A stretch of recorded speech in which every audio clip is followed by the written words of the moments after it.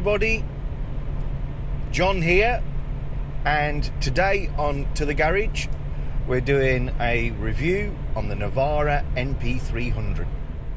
We've had a few requests to do a road test and review on my T25, and we're going to do that soon, but at the moment it's February in the UK.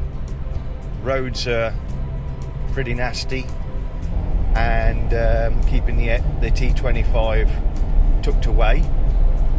So we're going to do the Navara, and we'll get to the T25 soon. So this is a 2017 model Nissan Navara Np300. It's the 2.3 litre twin turbo diesel, so slightly more powerful of the two options available in the UK. And this is also an automatic. I drive an awful lot of miles, and I always find an automatic a little bit more relaxing to drive. It's a sports car. We can talk about manuals, but everything else, automatic's just great.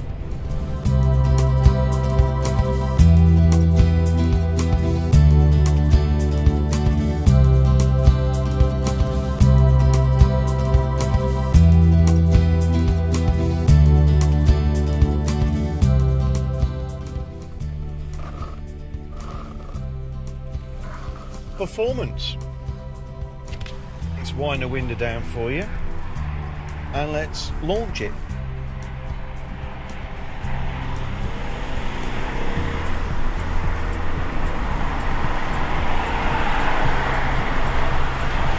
There's 60. It's pretty lively, it goes well. It's not going to break any records, and the auto box probably doesn't help in that regard, but I personally wouldn't have it any other way. So brisk enough. It's not the liveliest of the crop. I said that is the Mitsubishi. I used to own the previous generation, very familiar with that. One of my good friends, Gareth, he's got the brand new version of that car, bought it at the same time as I got this, and we've both driven each other's vehicles, and it is definitely livelier. It feels lighter, is lighter, but the engine is a little bit more revvy and willing. But counter that against the fact that I think the Navara is a more refined drive. The engine is a lot quieter when we're rolling. I think a lot of that is probably down to insulation. This is quite a quiet place to be, but under hard acceleration this does have quite a pronounced sort of death rattle, as I'd call it, and it's a commercial engine. They don't need to or want to necessarily dial that out. You do get that diesel clatter quite harsh when it's pulling hard, but as soon as it settles, that's pretty good. From a drive-in, taking the bends point of view, not going to experience that too much today on the motorway, but if you throw it around, the first thing that grabs you is the grip is really good. As I say, I'm driving this in two-wheel drive most of the time, and it doesn't feel at all skittish. It's really planted. It does roll. It's not excessive. Certainly my T25 rolls a hell of a lot more, so no issues in that regard. One thing to watch out: if you don't drive a pickup truck today and you come off your drive tomorrow in a pickup truck and you swing out into the road, you're going to run wide. The steering is really slow. It takes more turns lock to lock in a big vehicle like this to get the same reaction, and some of that is it has got a slow rack, in part because it is a genuinely capable off-roader. You don't want the wheel kicking back, being oversensitive and twitchy, but also it's the length of the vehicle, the distance between the wheels. You've got to put more in to get more of a reaction. So steering's slow, steering is quite dead on the Nissan. You don't get a lot of feel. I've driven the Toyotas, I've driven a Ford once, I've had to go in the Isuzus. This is the one that's more refined and a little bit more dead for it. And the Mitzi is the slightly more lively and exciting, if you can apply that to a pickup truck, and the slightly less refined for it. Both of them are brilliant vehicles.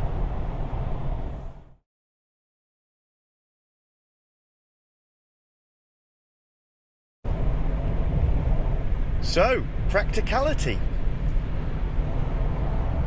This is kind of a Swiss Army knife of cars or trucks, so you'd expect it to be pretty good in all areas.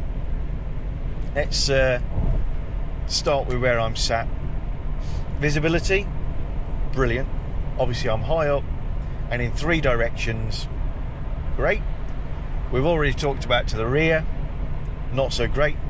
And you can only enable the bird's eye camera when you're going sort of, I think maybe 10 miles an hour it cuts out. So visibility while you're driving it, out the back, not so good. So it loses a few points there. The pillars are very big, and it's not helped by the fact that I've got window wind deflectors on, which I really love, but they also give the visual impression of increasing the thickness of the pillar just a little bit. So you do find yourself moving your head around quite a lot when manoeuvring, just to look in that direction. Getting in and out, it's a tall vehicle. That's got advantages and disadvantages. One of the reasons I've got this and like taller vehicles, I've got other vehicles that are very low, and I have started to develop a little bit of sciatica and hip issue. It's not a big deal for me, but if you do have hip problems, then obviously getting in and out of a car where the seats are a nice height, it's a lot easier. Doors open nice and wide, all that sort of good stuff. But on the negative side of that, it's a long way down. If you've got short legs, if you're really struggling with your mobility, then it is an extra chore getting in and out. It has side steps. They're not cosmetic, in my opinion. They're fully functional items, but they're not just there for show. You've got to use them to get in and out easily. Otherwise, you're sliding off the sides of the squabs of the seats, or hauling yourself in, and you've kind of got to get the technique. Once you've got it, it's great, but again, if you're really struggling with your mobility, it's not going to be for you. In the back, one of the really great pieces of practicality that's been thought through on this vehicle is the rear seat lifting. One of the issues with pickup trucks is, if you're like me, you want to use it as an everyday car, and particularly if you've got an open load bed, what do you do with your luggage? What do you do with your shopping? There's no secure storage, and with the best will in the world, most of the canopy arrangements that you can buy, they're not actually that secure. So what Nissan have done, which is great as long as there's only 2 of you in the vehicle, is they made the rear squab lift. You can hook it up onto the centre of the centre headrest, and that gives you a massive load bay indoors, carpeted out. It's got tinted glass. You can easily chuck something over things. I've not seen that on other pickup trucks. That doesn't mean it doesn't exist, it just means I haven't seen it. Practicality in terms of carrying in the back, obviously it's huge. You can put all manner of rubbish in the back, which is great and bad. I put all sorts of stuff in there and it disappears, and I have to go in there and fetch it out and crawl around in the bed. So first thing is, if you're going to use it as an everyday vehicle, put some carpeting in the back. Even if you've got a load liner, one of the plastic liners, it hurts your knees like hell crawling around in there. You are going to end up crawling in and out to go fetch things. Put some carpet in it. Next, you've got lashing eyes on the sides. Hang some bungee cords up so that when you put a bag in there, you can just put it through the handles. It doesn't move around. If you've got no canopy on, obviously capacity vertically, amazing. With the canopy on, you've still got a fair amount of height, but surprising, you might not get something like a washing machine in stood up. Lying down, absolutely fantastic. I'm going to call it the dirty little secret of pickup trucks with canopies, mine's got one, love it, is they are actually less practical than the average saloon car when it comes to carrying something long. If you've got a 6 foot long item you want to carry back from B&Q, you may be able to put it in diagonally. Anything much longer than that, you've got the option of sawing it up, bending it, or opening the rear window and letting it stick out the back. Your average saloon car, particularly if it's got a hatchback, you'll be able to get something 8 foot long in there. Slide it over the top of the seats. Curtain rails, lengths of wood, all that good stuff. You can't do that. And that is a really annoying part of one of these vehicles. Nissan have fitted a really good camera system. It's really amazing, to be honest. It's a 360 degree view camera that gives the effect of a drone hovering about 10 feet above the vehicle, looking down, and on the monitor in the middle here you see an image that looks like you can see a truck from above and all the way around it. And that image is a little bit distorted here and there where the join is, but it's very effective, and you very quickly learn to trust that image and maneuver using that. And it's achieved with 4 cameras. There's one in the nose, nicely hidden inside the Nissan badge. You wouldn't really twig where that was if nobody pointed it out to you. It's got a mirror in, a mirror? We've got mirrors. We've got mirrors too. We've got cameras, wide angle cameras in the bases of both wing mirrors. And there's another camera, as you'd expect, on the tailgate that you can use as a standard reversing camera. And the system stitches those together to give this bird's eye view. Really, really good.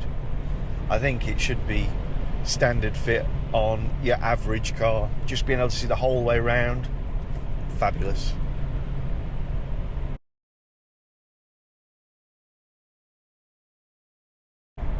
Let's come on to costs. The Achilles heel of this vehicle from a cost point of view, it's expensive.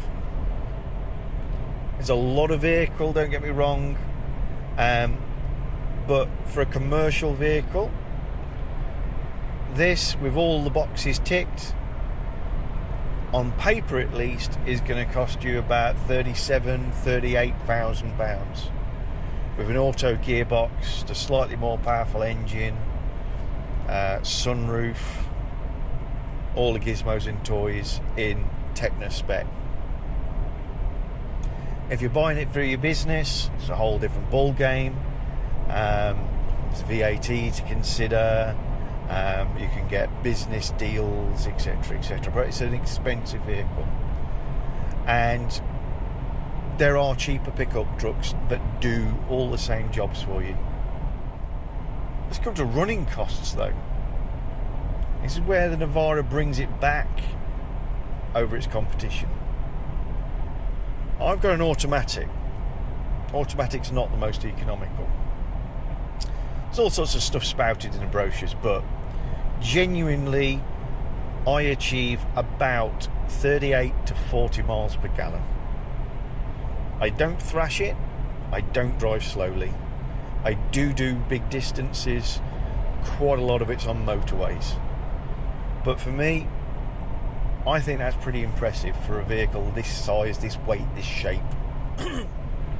If you needed a tyre for this and you were replacing it like for like, you'd be looking at about £120. Service parts, if you were going to do that yourself, very straightforward. The engine is actually a Nissan slash Renault Master engine, so you know it's existing technology. There's plenty out there. Parts are really easy to get, and this is just an evolution of that. So oil filters are going to cost you £6 or £7.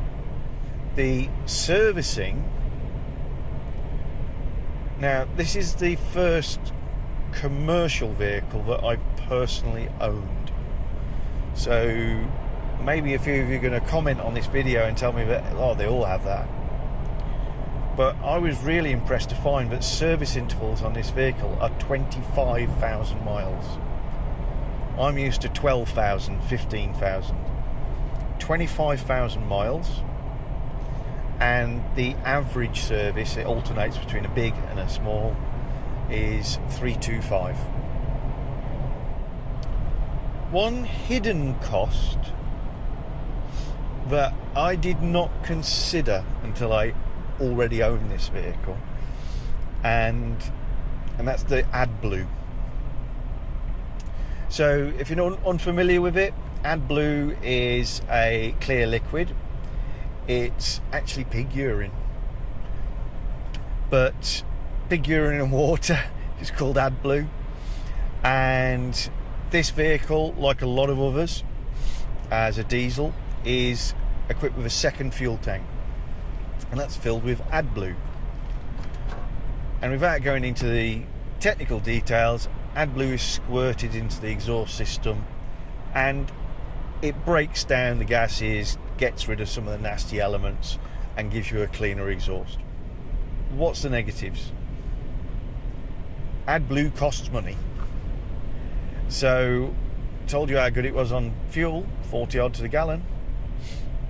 You've got to factor in some AdBlue. AdBlue you generally buy in 10 litre containers. 10 litres will last me about 3,000 miles, and that 10 litres will have cost me about 15 to 18 pounds, depending where I bought it from. So its warranty is 5 years, and that includes Nissan's recovery. So I think that only runs for the first 3 years, but essentially if I break down, I just ring them, they come and fetch, all good. So as a whole package, actually it starts to make sense again. It's not an expensive vehicle to run.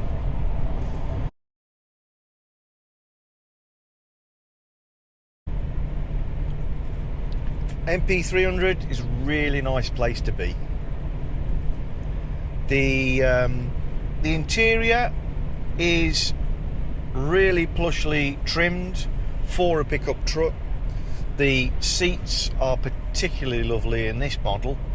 I ticked all the option boxes on this car, and got the top of the range, which is the Tecna, and this one comes with leather seats as standard, really comfortable, really supportive.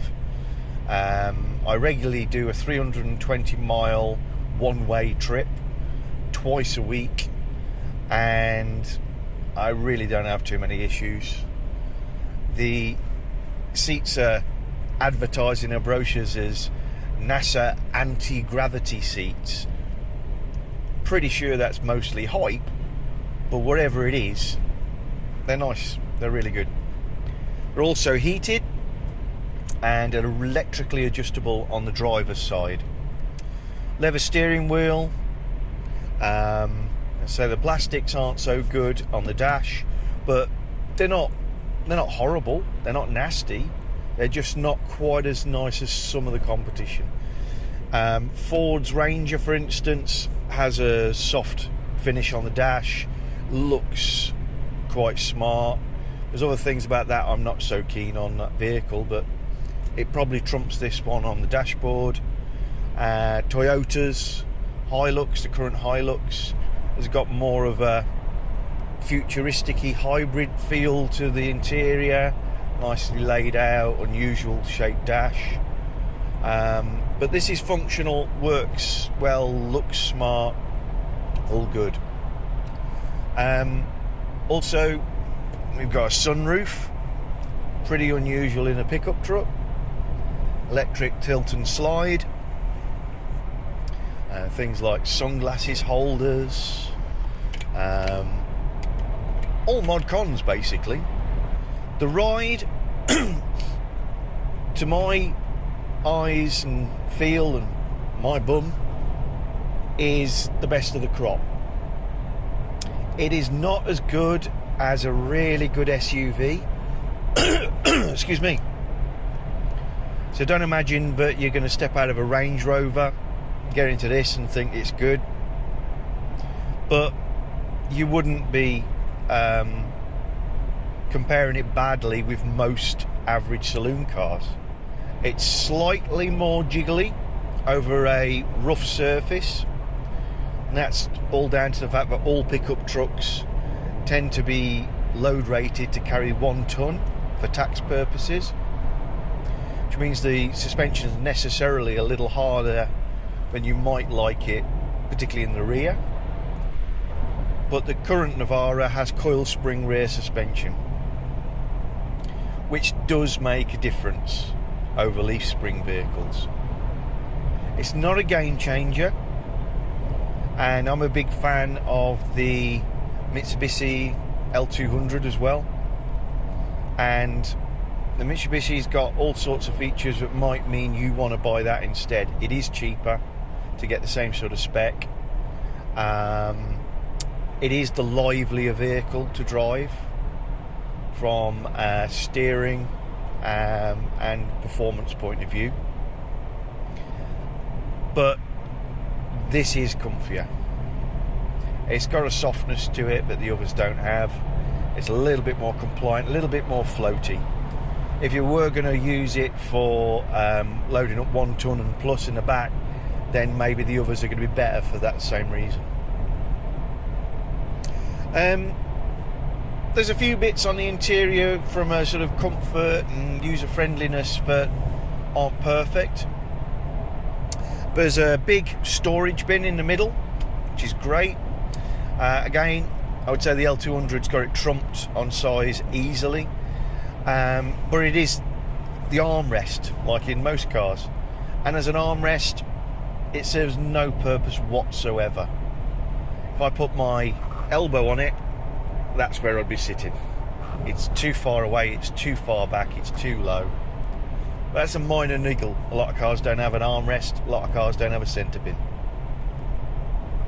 The other one is I've got nice big door bins down here, but, and it may be about leather seats, the seats are too close to the door panel, so you've got to squeeze your arm through to get to the door bin, and because the controls for the seat adjustment are on the side of the seat, very often you catch those, and if you're anything like me, it takes forever to get the right driving position, and when you get it just so, there's nothing more irritating than it getting knocked, and even if it goes straight back to where it was, you can't remember, is that where I was happy?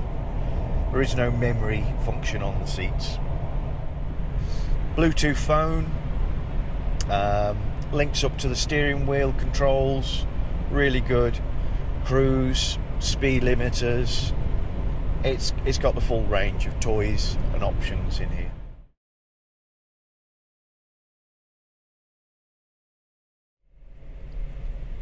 So, to the emotive side of this, what's it like? Is it something that you're going to go wow for? I really like owning this vehicle. I love the way it looks. It's a great driving position. I love being high up. It's a great car. I don't think you could say that there's passion about it. It isn't that sort of vehicle. It is a sort of vehicle that the longer you own it, the more you like it. And in that way, it shares a lot with, I think, with the T25. There's just something about driving it that's great, but it's not fast. It's not flash. It isn't a convertible. It's a very practical, very nice vehicle. Proud to own it. Going to own it for a long time. Probably when this one disappears, I will end up with another truck of some variety to replace this vehicle. But it's not the vehicle I'm going to take out to give me a smile on a Saturday morning. There's always going to be something else for that.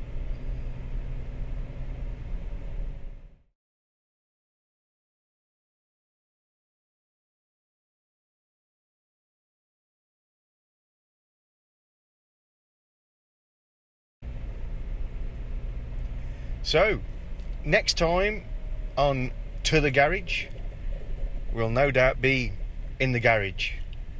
Lots of projects on at the moment, mods to the vehicles in the fleet, things I'm tinkering with which I'm going to share with you, including the infamous Gravity Racer. Lots of great stuff to share. I'm also going to do a few more reviews. The T25 is obviously going to be reviewed because it's been asked for. Jaguar XK8 convertible 1997 and the Jeep Renegade 2016 are all in the pipeline, others to come. So if you've enjoyed this, and please tell your friends, give us a thumbs up, please subscribe, all helps, and leave some comments. I love them. And I look forward to seeing you all again soon when we go to the garage. See ya.